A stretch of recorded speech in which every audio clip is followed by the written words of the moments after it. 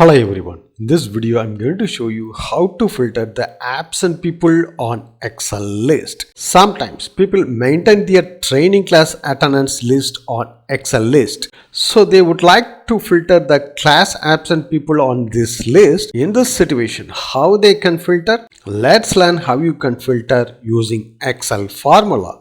Before enter this video, subscribe our channel for further technology videos.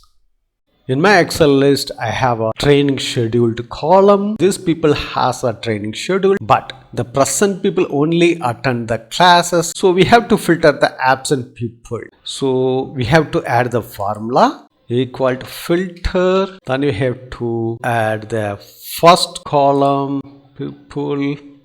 Then we have to add the not count if. So we have to add the count if. Here we have to add the present people column. Then we have to add the comma. Then we have to add the training schedule column. So we have to close this. Then we have to add the two more bracket.